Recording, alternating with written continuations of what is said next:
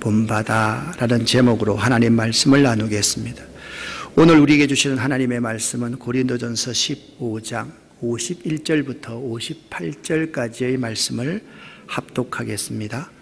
보라, 내가 너희에게 비밀을 말하노니 우리가 다 잠잘 것이 아니요 마지막 나팔의 순식간에 호련히 다 변화되리니 나팔 소리가 나매 죽은 자들이 썩지 아니할 것으로 다시 살고 우리도 변화되리라. 이 썩을 것이 반드시 썩지 아니할 것을 입겠고 이 죽을 것이 죽지 아니함을 입으리로다. 이 썩을 것이 썩지 아니함을 입고 이 죽을 것이 죽지 아니함을 입을 때에는 사망을 삼키고 이기리라고 기록된 말씀이 이루어지리라. 사망아, 너의 승리가 어디 있느냐? 사망아, 내가 쏘는 것이 어디 있느냐? 사망이 쏘는 것은 죄요, 죄의 권능은 율법이라. 우리 주 예수 그리스도로 말미암아 우리에게 승리를 주시는 하나님께 감사하노니, 그러므로 내 사랑하는 형제들아, 견실하며 흔들리지 말고 항상 주의 일에 더욱 힘쓰는 자들이 되라. 이는 너희 수고가 주 안에서 헛되지 않은 줄 알미라. 아멘. 기독교는 맹목적인 믿음이 아닙니다. 확실한 역사적인 증거의 바탕을 둔 단계가 있는 믿음입니다. 어떤 사람들은 그리스도인이 되는 것은 눈을 가린 채 그냥 껑충 뛰어내리는 것과 같은 믿음이라고 생각을 합니다. 일반적으로 바가지에 담겨져 있는 내용물을 가지고 차를 움직일 수 있다라고 기대하는 그런 믿음 말입니다. 믿음에는요, 단계가 필요합니다. 확실한 역사적인 증거의 바탕을 둔 단계가 있는 믿음의 단계를 의미합니다. 주후 37년에 태어난 유대 역사학자 요세푸스는 예수와 그의 추종자들에 대해서 이렇게 기술했습니다. 이때쯤 예수라 하는 한 지혜로운 사람이 있었다. 그를 사람이라고 부르는 것이 법에 어긋나지 않는다면 그렇게 말할 수 있을 것이다. 왜냐하면 그는 기적을 행하는 자였으며 진리를 기쁨으로 받아들이는 사람들의 선생이었기 때문이다. 그의 주변에는 많은 유대인들과 또 많은 이방인들이 모여들었다. 그는 그리스도였다. 빌라도가 우리 가운데 지도자격인 사람들의 제안으로 그를 십자가형에 처했을 때 처음에 그를 사랑했던 사람들은 그를 버리지 않았다. 하나님의 예언자들이 그가 다시 사실 것과 그 밖의 수많은 기적들을 예언한 바와 같이 그가 죽은 지 사흘째 되는 날 그들 앞에 나타났기 때문이다. 그의 이름을 따라서 그리스도인이라고 불리우는 사람들이 주 370년경인 지금도 존재한다. 무슨 말씀인가 하면 신약 성경 외에도 예수님이 이처럼 실제 인물이었다는 증거가 참으로 널려 있고 참으로 많습니다. 맨체스터 대학 성서 해석학 교수인 브루스는 그의 책 신약 성서의 기록은 믿을만한가에서 성서의 텍스트들을 다른 역사적인 텍스트들과 비교함으로써 신약 성서가 얼마나 풍부한 증거를 가지고 있는가를 밝히고 있습니다. 원본에 의한 사본들이 많이 있으면 있을수록 그 책은 신뢰할 수 있는 것 아니겠습니까? 여러분, 이 도표에 의하면 신약 성서가 어느 정도의 증거를 가지고 있는지를 보여줍니다. 그중 가장 오래된 사본인 케사르의 갤릭 전쟁에 관한 사본이 9개 또는 10개가 현존하고 있습니다.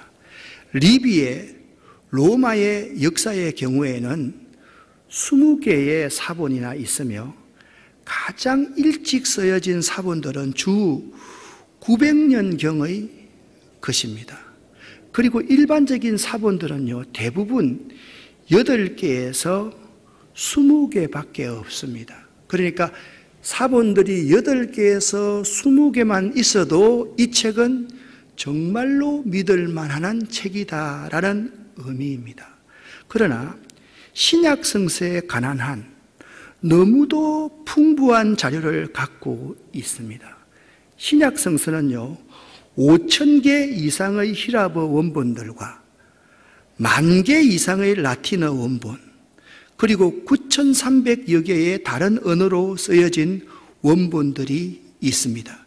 이처럼 성경은 월등한 원본들을 가지고 있습니다. 8개에서 20개의 원본들과 25,000개의 원본의 차이를 여러분 발견할 수 있겠습니까? 어느 것이 더 참에 가깝다고 생각하십니까? 이것은 신약 성서의 기록이 거의 사실에 부합한다는 말인 것입니다. 세계에서 가장 뛰어난 원전 연구가의 한 사람인 호트는 이렇게 말했습니다. 신약 성서는 그것이 의존하고 있는 증거들의 다양함과 풍부함에 있어서 고대 산문 가운데 독보적인 존재이다라고 말했습니다. 브루스는요, 이 분야의 근위적인 학자인 프레데릭 케이언 경의 말을 인용해서 그 증거를 이렇게 요약을 합니다.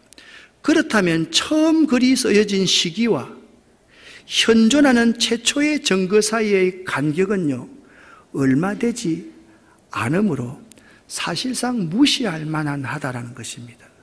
그러므로 성경이 원래 쓰여진 그대로 우리에게 전해졌는가에 대한 의심은 이제 하지 않아도 된다라는 것입니다. 25,000개 이상의 원본과 사본들이 존재하기 때문에 그렇습니다. 신약 성서의 신뢰성과 통일성은 이 사본들로 인해 결국 증명되었다라고 보아야만 할 것입니다. 예수가 역사상의 실존 인물임에 분명합니다. 여기에서 의심하는 사람이 있습니까? 예수가 가상인물이다. 아마 이런 사람은 이 지구상 70억 인구 가운데 한 사람도 없을 것입니다. 예수가 역사상에 실존한 인물이 분명하다는 것은 숨길 수 없는 사실입니다. 그렇다면 예수님은 자신에 대해서 어떻게 말씀하셨을까요?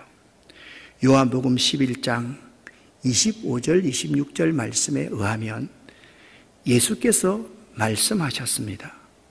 나는 부활이요 생명이다 라고 자신에 대해서 말씀하셨습니다.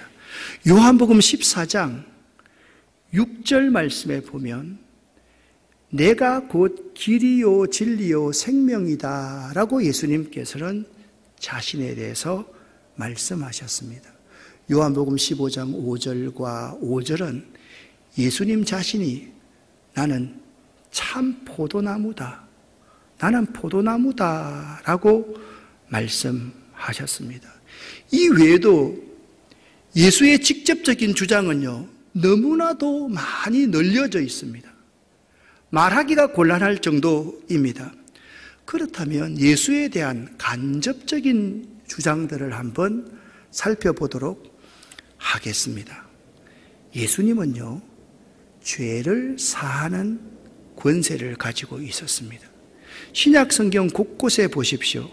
예수는 수많은 병자들을 고치시면서 병을 먼저 고치지 않고 네 죄 사함을 받았다라고 말씀하면서 자신이 죄를 용서할 권세가 있다는 것을 모든 사람들에게 증명해 보였습니다.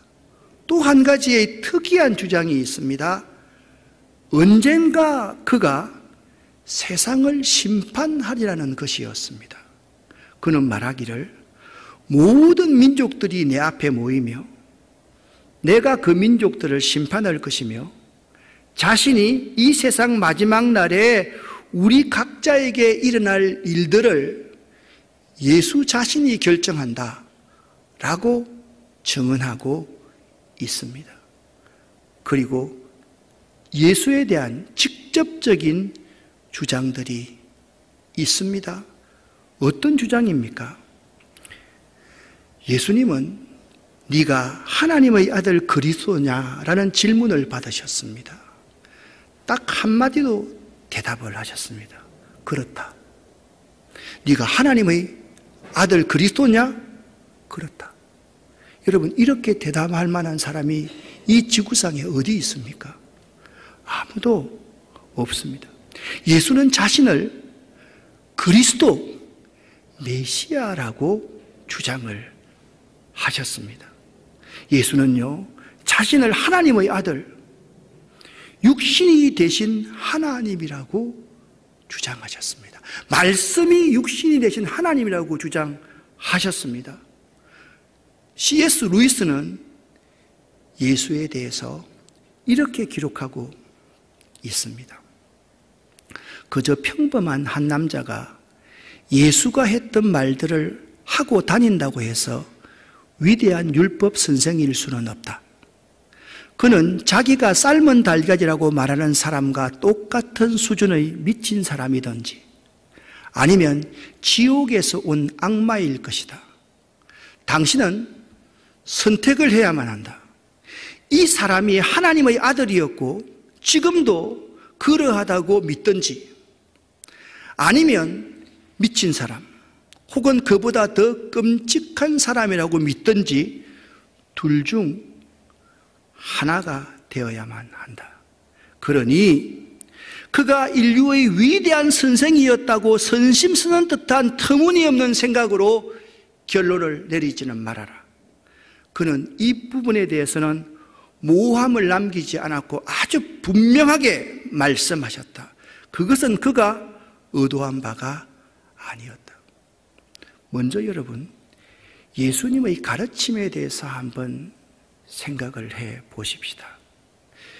예수는요, 자신이 주장을요, 그의 가르침 속에서 담고 있습니다. 제가요, 설교를 하잖아요. 그러면요, 이 설교 속에서 제 인생이 담겨져 있는 것 아니겠습니까? 아무리 성경을 해석한다고 하지만 전규택 목사가 설교할 때는 전규택 목사의 인생이 담겨져 있듯이 예수의 가르침에는 예수 자신의 주장이 잘 담겨져 있는 법입니다. 누구든지 이 세상에서 부인하지 못하는 것은 예수의 가르침은 모든 서구 문명의 기초가 되었다는 것입니다. 맞죠? 생각해 보십시오. 서구의 많은 법조항도 근본적으로 예수의 가르침에 바탕을 둔 것입니다. 부인할 사람이 아무도 없을 것입니다. 특별히 마태복음 5장, 6장, 7장의 산상수훈은요, 서구의 윤리와 규범의 기초가 되었던 아주 중요한 교훈이었습니다. 예수의 가르침은요, 모든 문명의 근본이 되었다라는 점입니다. 또 한 가지를 살펴보겠습니다. 예수님이 하신 일을 한번 보겠습니다. 예수님께서는요, 자신이 행하는 기적들이 아버지가 내 안에 계시고 내가 아버지 안에 있는 증거라고 말씀하셨습니다. 그러니까 그 기적은요, 하나님이 자기 안에 계셨기 때문에 기적이 일어날 수 있었던 것이고 내가 하나님 안에 있었기 때문에 기적이 일어날 수 있었던 것이라고 말씀하셨습니다. 예수님은요, 물을 가지고 포도주를 만드신 분이십니다. 예수님은요, 보리떡 5개와 물고기 2마리를 가지고 5,000명을 먹이시고 12강들이 가득히 남기는 오병이어의 기적을 일으키신 분이십니다. 예수님은요, 폭풍을 꾸짖으시며 폭풍을 잠잠케 하신 분이었습니다. 예수님은 많은 환자들을 치유하신 분이셨습니다. 예수는 사람들의 삶을 지배하고 있는 사악한 세력으로부터 사람들을 자유케 하셨습니다. 여기 사악한 세력이라는 것은 사탄의 세력만을 의미하는 것이 아닙니다. 세상을 지배하고 있는 정치가들의 포악한 정치가들의 사악한 그 힘으로부터 가난하고 어려운 평민들을 자유케 하신 분이 예수 그분이셨습니다. 때론 예수는요, 죽은 사람을 살려내기도 하셨습니다. 예수님이 하신 일이 대단하지 않습니까? 예수님처럼 우리가 행할 수 있기를 원한다면 하나님이 내 안에 있어야 되고, 내가 하나님 안에 거할 때 이러한 놀라운 일들이 우리 삶에서 일어날 수 있다라는 것입니다. 또 한 가지 중요하게 생각해야 될 세 번째 것이 예수님의 성품입니다. 예수님의 성품은요, 자신을 넌 크리스찬이라고 말하는 수많은 사람들에게까지 감동을 주었습니다. 이 지구 역사상에는요, 예수의 이타심과 겸손, 예수의 기쁨과 친절을 삶에서 직접 보여준 사람들이 너무나도 많이 있었습니다. 완전하지는 않았지만 그 사람을 보면 예수처럼 살아간다, 저 사람 예수처럼 사는 사람이야, 그러한 사람들이 수없이 많이 있었습니다. 그의 대적자들마저도 그에게서 흠을 찾아낼 수가 없었으며, 그를 아는 친구들은 그가 죄 없는 사람이라고 이구동성으로 말해드렸습니다. 그의 모든 이들이 예수의 인품만은 인정합니다. 내가 믿든 내가 믿지 않든, 내가 타 종교를 가지고 있든, 내가 기독교에 관심이 있든 없든 간에 모든 사람들이 예수의 인품에 대해서는 다 인정할 수밖에 없는 겁니다. 그 예수의 힘으로서 로마를 무너뜨리려고 하는 그 예수의 하나님의 권능이 아니라 져주고 죽어주고 하늘의 미랄이 되는 썩어지는 저주는 그 사랑의 사랑 덩어리로서 이 세상의 권력을 허물어뜨렸던 분이 예수님이셨기 때문입니다. 대법관을 지낸 헤일샴 경은 자신의 책 내가 들어간 문에서 이렇게 말을 합니다. 그분에 대해 첫 번째로 배워야 할 것은 그와 함께 있다는 것을 지극히 기뻐해야 마땅하다는 것이다. 한 개인으로서 예수님은 저항할 수 없을 만큼 매력적이다. 그들이 십자가에 못 박은 분은 활기 넘치고 생명으로 가득 찬 젊은이였으며 생명의 기쁨, 생명 그 자체의 주님이었으며, 또한 사람들이 단지 재미있다는 이유만으로 그분을 쫓아다닐 정도로 매력적이었던 웃음의 주님, 웃는 주님이셨다. 20세기에는 함께 있기만 해도 주위의 사람들을 기쁨으로 가득 채웠던 이 영광스럽고 행복한 남자의 비전을 되찾아야 한다. 어린이들이 그분의 주위를 웃으며 뛰어다니게 하고 그분이 안고 그 어린이들을 들어 올릴 때면 행복과 기쁨으로 소리 지르게 한 그분은 창백한 갈릴리 사람이 아닌 진정 얼룩옷의 피리 부는 사나이였다. 사랑하는 여러분, 예수님의 인품뿐만이 아닙니다. 예수님은요, 500년이 넘는 세월 동안 다른 목소리로 선포된 300개가 넘는 예언을 이루셨던 분이십니다. 300개가 넘는 예언을 다 이루셨던 분이십니다.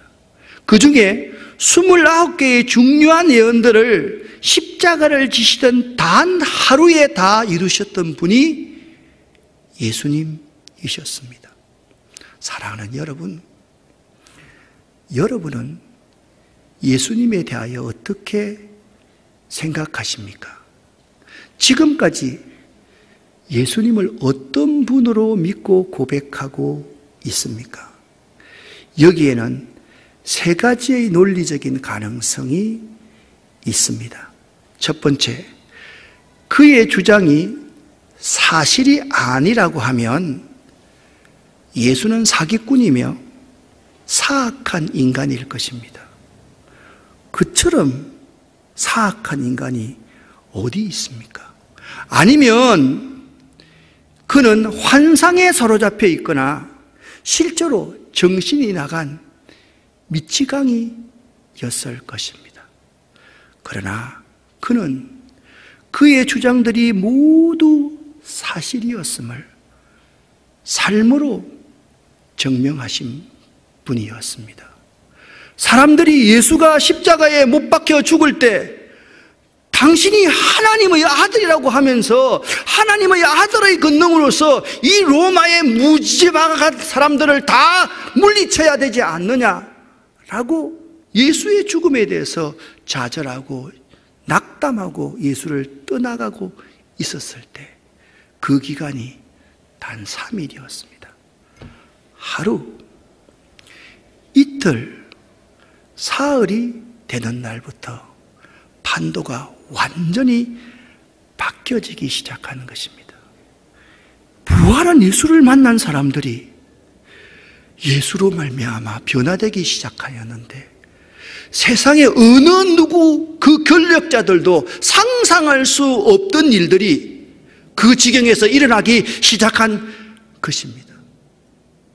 예수는 정말 자기의 주장이 사실이었음을 그의 삶에서 하나하나 다 증명해 보이신 분이셨습니다. 지금까지의 말씀을 한번 요약해 보기를 원합니다. 이 성경은요, 가장 많은 사본, 가장 유력한 책 중에 책입니다. 이 성경보다 많은 사본이 있는 책은 이 세상에서 아무것도 없습니다. 비교했지 않습니까? 8개에서 20개의 사본이 있는 그것들과 25,000개 이상의 사본이 있는 것과 어떤 것이 진실에 더 가깝겠습니까? 그와 사람들의 간접적인 주장에는요, 한결같은 일관성이 있습니다. 논리의 비약이 없습니다. 틈을 찾을 수가 없습니다. 그리고 그의 직접적인 주장과 그분의 가르치심, 그분이 하신 일들, 그분의 성품, 그분이 구약의 예언을 이루심 등을 살펴보면 객관적 타당한 논리를 가지고 있습니다. 그리고 오늘날 그분이 전 세계에 미치는 영향력은 참으로 막대합니다. 어느 나라든지 문명이 발달하고 잘 사는 민주주의 국가일수록 예수의 영향력을 무시할 수 있는 나라는 한 나라도 없고 한 사람도 없다라는 것입니다. 우리 가운데 역사를 조금이라도 아는 사람이라면 누구나 전 세계의 모든 종교를 통틀어서 예수 그리스도가 가장 위대한 분이라는 말에 동의를 할 것입니다. 그는 분수령으로서 인류 역사를 비포 크라이스트, 주 전과 아노 도미니, 주 후로 구분하신 분이기 때문입니다. 그의 복음이 전해진 곳마다 국가나 개인의 생에 커다란 변화가 일어나기 시작합니다. 그래서 역사, 히스토리는 히스토리이다. 한 사람의 생애에 관한 이야기라고도 말을 할 정도입니다. 왜입니까? 예수가 가는 곳마다 어디에서나 결혼의 신성함, 남녀 평등, 선거권, 노동법, 아동복리법, 노예 해방 등이 이루어졌습니다. 예수가 가는 곳에 이런 것들이 이루어지지 않는 나라가 있었습니까? 없었습니다. 자유와 사랑과 정의와 평화운동이 예수가 있는 곳마다 일어났습니다. 복음이 전해지는 곳마다 보이지 않는 엄청난 혁명이 일어났던 것입니다. 그리고 예수님에 대해서 극한 회의를 가졌던 이들 중에 많은 사람들이 변화되어서 그의 열렬한 제자가 되었습니다. 변하여서 예수의 제자가 된 사람들 두 사람을 소개하겠습니다. 영국 런던 대학 철학과 주임고시였던 시릴 조우드 박사입니다. 그는 예수가 단순한 인간이며 하나님은 우주의 일부분에 불과하다고 믿었습니다. 그래서 그는 생각했습니다. 사람이 대단한 존재인데 사람들에게 시간만 주면 사람들이 지상의 낙원을 이룰 수 있을 것이라고 믿었던 사람이 시릴 조우드 박사였습니다. 그는 오랫동안 기독교에서 말하는 죄를 부인하였으나 그는요 엄청난 사건 앞에 섭니다. 제1차 세계대전, 제2차 세계대전과 그 외에 많은 전쟁들을 통해서 인간의 죄악성을 절감하게 되었고 마침내 그 죄의 해결은 오직 십자가의 구속의 사랑에서만 찾을 수 있음을 깨닫고 예수의 열렬한 제자가 되었던 것입니다. 그렇습니다, 여러분. 그는 반대자였습니다. 그런데 인간이 얼마나 사악한 존재인가를 깨닫고서 십자가의 구속의 사랑의 의미가 무엇인지를 그는 분명히 체험하게 되었던 것입니다. 또 한 사람이 있습니다. 미국 남북전쟁 당시에 장군이요 문인이었고 벤허의 작가 뉴 웰리스라는 사람입니다. 그는요 기독교의 신화를 영원히 없애버릴 책을 써야 되겠다. 그래서 인류를 그리스도에게 매여 있는 굴레로부터 벗겨주자고 그의 친구 한 사람과 다짐을 합니다. 그는 구미의 도서관에서 2년간 많은 자료를 수집하고 깊이 연구하여 예수에 대한 이야기가 허위라는 것을 주장하는 책의 1장을 쓰고 제2장의 첫 페이지를 쓰다가 도저히 부인할 수 없는 사실 앞에서 엎드려 무릎을 꿇고 당신은 나의 주, 나의 하나님이라고 부르짖었습니다. 당신은 나의 주, 나의 하나님이십니다. 사랑하는 여러분, 우리 주변에도 이러한 분들이 많이 있습니다. 그러한 분들 때문에 우리가 이 자리에 앉아 있는 것인 걸 여러분 아시지 않습니까? 여러분에게 읽어보라고 권면하고 싶은 책이 침묵이라는 책입니다. 이 엔도 수사쿠의 침묵이라는 책은 고난에 대해서 왜 신은 개입하지 않고 침묵하는가를 다루고 있습니다. 이 책에 이런 내용이 나옵니다. 일제 일본 내의 핍박자들이 예수의 성화를 바닷가 모래 위에 놓아두고서 이 성화를 밟고 지나가라라고 명령을 합니다. 성화를 밟으면 살려주고 성화를 피하여 지나가면 이렇게 바닷가 십자가 위에 매달고 바닷물이 들어올 때 고통스럽게 죽는 것이었습니다. 이때 예수님의 목소리가 이렇게 들립니다. 성화를 밟아라. 나는 너희에게 밟히기 위해 존재하느니라. 밟는 너희 발이 아플 것이니 그 아픔만으로 충분하느니라. 다시 한번 말씀을 드리겠습니다. 성화를 밟아라. 나를 밟아라. 나는 너희에게 밟히기 위해 존재하느니라. 밟는 너희의 발이 아플 것이니 그 아픔만으로 나는 충분하다라는 음성이었습니다. 왜 저들이 바닷물 속에 저렇게 고통스럽게 수장되었을까를 한번 생각해 보시기를 바랍니다.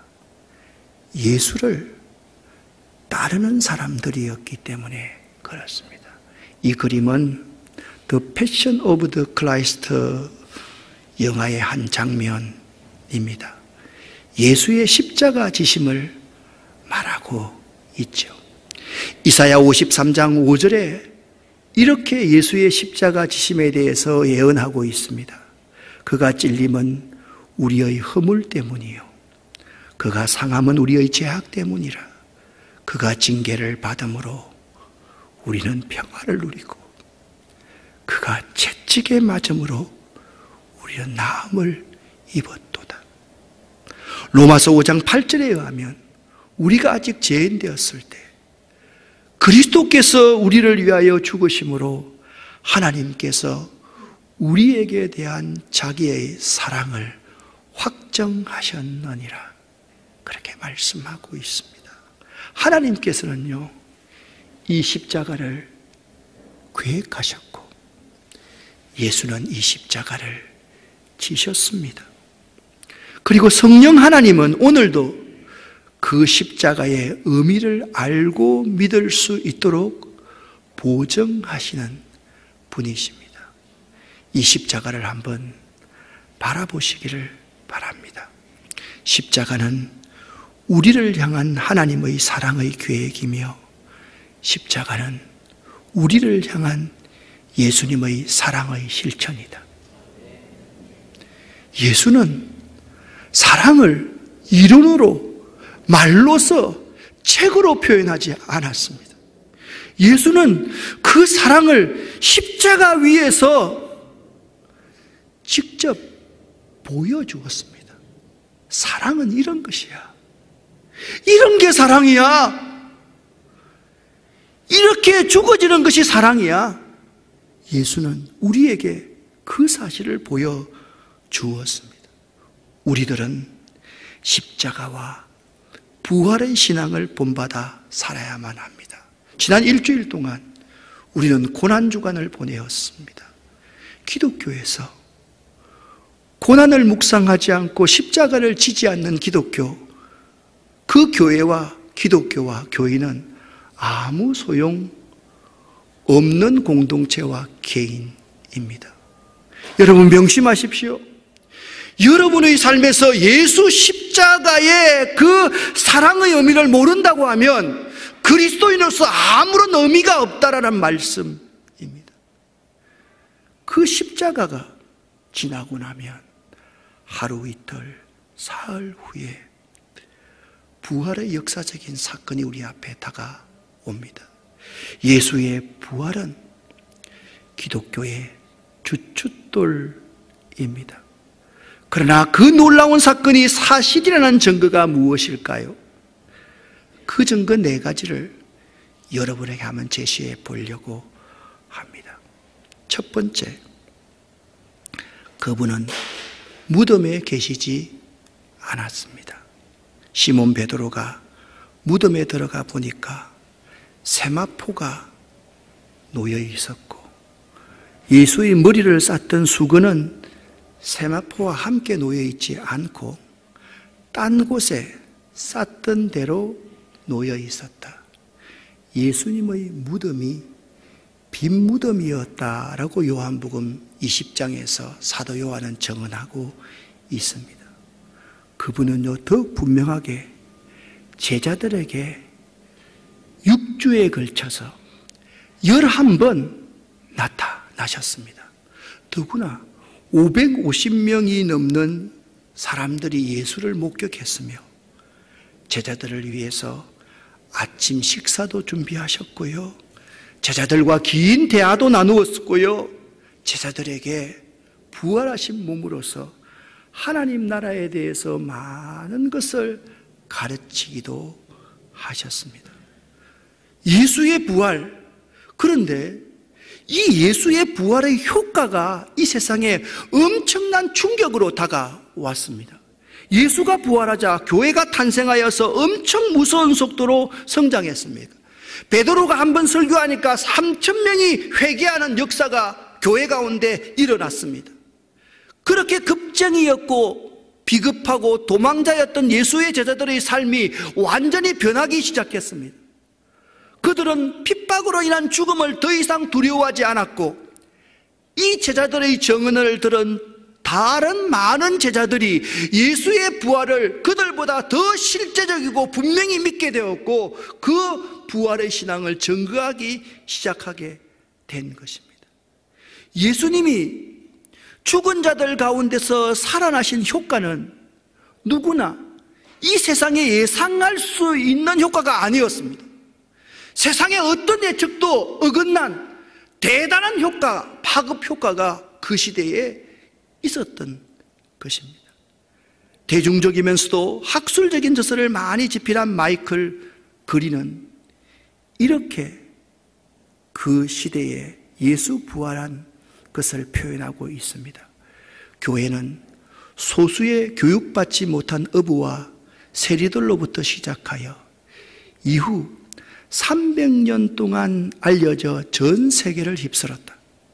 그것은 역사상 전무후무한 평화로운 혁명에 관한 완벽하리만큼 경이로운 이야기이다. 이 일은 그리스도인들이 자신에게 질문을 던져오는 사람을 향해 너 죽을 줄 알면서 왜 예수 믿니? 이 질문을 향해서 예수님은 당신을 위해 단지 돌아가시기만 한 것이 아닙니다. 그분은 살아나셨습니다. 아멘. 당신은 그분을 만날 수 있으며, 아멘, 우리가 이야기하고 있는 그 실제를 직접 확인할 수 있습니다 라고 말할 수 있었기 때문에 가능했다. 예수 부활을 경험한 그리스도인들은 이런 말들을 전했고 교회에 참석했다. 그리고 교회는 부활절의 무덤에서 태어나 온 누리에 퍼졌다. 다시 한번, 그리고 교회는 부활절에 무덤에서 태어나 온 누리에 퍼졌다라고 말씀하고 있습니다. 이뿐만입니까? 그 이후에 수많은 그리스도인들의 경험들이, 수많은 그리스도인들의 말과 삶으로서 예수 부활을 증거하고 있습니다. 수천만이 넘는 많은 사람들은 오랜 세월에 걸쳐 부활하신 예수를 경험하게 됩니다. 그들은 피부색, 민족, 종족, 대륙, 국적과 문화가 전혀 다른 사람들이었습니다. 또 그들은 각기 경제적으로, 사회적으로, 지적으로 다른 배경을 가지고 있었던 사람들이었습니다. 이들 모두는 부활하신 예수 그리스도라는 공통점으로 결속되어져 있었습니다. 그분들은요, 지금까지 예수님은 오늘도 살아계십니다. 아멘. 이렇게 증거하고 다닙니다. 오늘 이 시간도 우리들 가운데서 예수님은 오늘도 살아계십니다라고 증거하고 계시는 분들이 많지 않습니까? 우리가 정신이 이상한 사람입니까? 우리가 사기꾼입니까? 아니지 않습니까? 예수님은 오늘도 살아계십니다. 믿으시기를 예수 이름으로 간절히 축원합니다.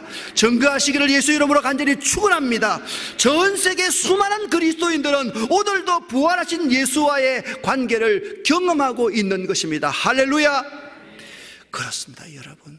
예수 그리스도는 하나님의 아들이시며, 아멘, 우리의 구원자이시며, 아멘, 우리를 사랑하시어 십자가에서 대속의 죽음을 당하심으로 우리를 향한 자신의 사랑을 확실히 증거하여 주셨습니다. 아멘. 오늘도 예수님은 우리의 삶 속에 살아계십니다. 믿으시기를 예수 이름으로 간절히 축원합니다. 이 부활의 사실을 믿으시고 고백하시고 증거하는 여러분이 되시기를 예수 이름으로 간절히 축원합니다. 여러분과 제가 한번 고백해 보겠습니다. 다 같이 예수님 부활하셨습니다. 예수님 부활하셨습니다. 예수님 부활하셨습니다. 기도하겠습니다. 살아계신 하나님 아버지, 이 부활의 역사적인 사실들, 부활을 통해서 변화된 수많은 그리스도인들의 그 삶을 저희가 따라가기를 원합니다. 하나님, 우리들과 함께하여 주시옵소서. 우리에게 성령을 부어 주시옵소서. 그리하셔 예수의 부활을 믿고 증거하는 저희 예수의 제자들이 되기를 원합니다.